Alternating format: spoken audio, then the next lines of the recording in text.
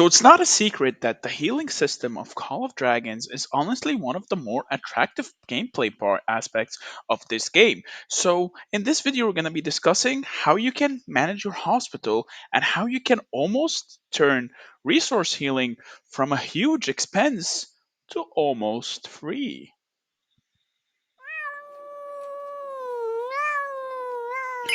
What is up guys, Meower here back with a brand new Call of Dragons video.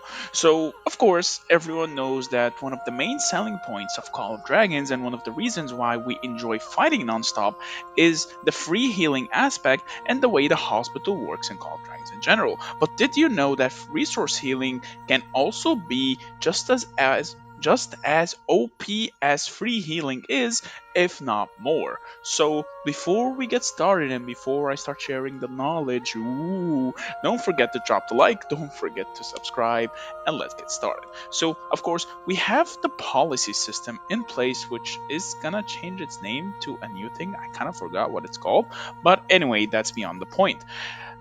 You can improve your hospital's capacities, whether if it's for free healing or resource healing from the policies. But this season, especially, we had a brand new branch tree here that is honestly kind of low key OP when you take the time to check it. You can get almost 80% off on all resource healing. So, right off the bat, right now, I can't click properly. Oh my god. No. So, right now, it's costing me 31 million mana to resource heal, but if I remove 80% from that, it will cost me 6.2 million. And you can push that further from villages, whether if it's healing cost villages or wood cost or mana cost. You should always focus on mana cost because honestly mana is the most difficult resource to obtain on the game. If you properly accumulate all the correct villages with coordination with your leadership and your alliance, of course, and everything, you can, in theory and in practice, get anything between 90 to 95, if not a full on 100% free resource healing. This includes every single resource type, but you should always be focusing on mana. So how does this work? Right? So right off the bat from policies, you have the resource healing 1, that is 10%, and then you have resource healing 2, that's an extra 20%. So adding those two up, that's 30%. And then we come here to these three choices. Now you have healthcare benevolence that gives you 50% elixir production and 10% prestige gains. Do note I took this because I had no plans to resource heal this season, and I honestly didn't realize that I can make resource healing this OP. This has been brought up to my attention by Jason a couple of days ago. So yeah. And then the second part is this one. It reduces the cost by an extra 25%. Added to our 30%, that's 55%, which is decent. This does also increase the quality gain and gives an extra elixir production.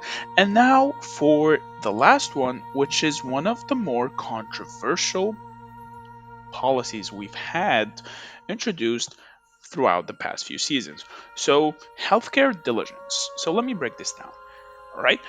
Once you pick up this talent, your hospital capacity becomes 1.5 million troops. Any single troop you have that exceeds the limit of 1.5 million troops automatically permanently dies. So if you have 1.5 million troops and you hit a darkling and you get 7 wounded, those 7 wounds become deads. So why is this a good thing? Or why is this a bad thing? Or why is this there? Right? Because if you have this plus the regular capacity of the hospital, you can accumulate and heal almost 70 million power worth of troops a day if you hit the correct threshold of the amount of troops you have.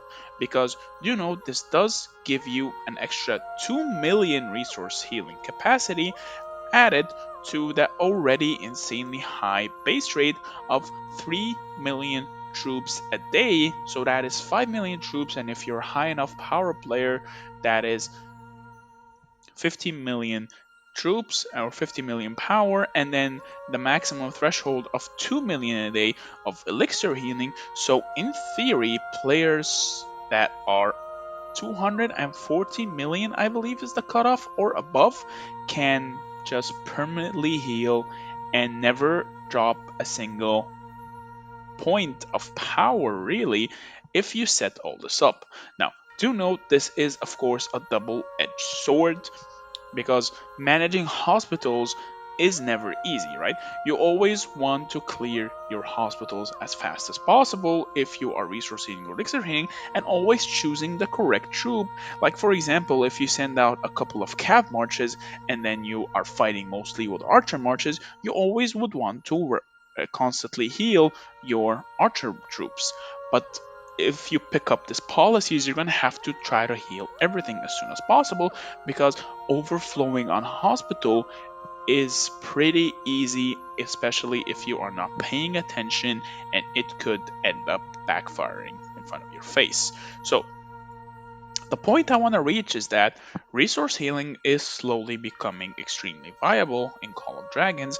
I know I'm one of its biggest haters, but since discovering this, it's kind of started to warm up my heart, especially because you get an extra stamina limit bonus. So already you're going to have 75 extra stamina to your already existing 150 pool, which is a total of like 225, which is insanely high, by the way. How do you even stop whales anymore? It's just impossible. Now, this benefits also smaller players because T4 players, for example, T4 healing is extremely cheap, and if you already take something that is extremely cheap and reduce it by 80%, it becomes extremely power 2 cheap. So do consider it, though do note it is a double edged sword, and you might want to pay attention on how you handle it. And of course, don't forget to properly handle your hospital. You don't want to pick this up and end up nuking yourself like some players have done already. So that is it. That's what I wanted to share with you guys. Do consider the policies and do consider the potential in resource healing in general. I might consider it myself. I know that's crazy. I might consider it myself in the future when we have more intense seasons. Because right now, as much as I do respect the DS guys, I think this season's already a wrap. But anyway, guys, thank you so much for watching. I hope you liked this video. If you did, please be sure to drop a like. Don't forget to subscribe. If you have any questions, do let me know in the comments down below or ask me in the Discord. The link is in the description. Do feel free to join. I would love to interact with all of you there. But on that note, have a wonderful day, and I will see you in the next video. Meow meow!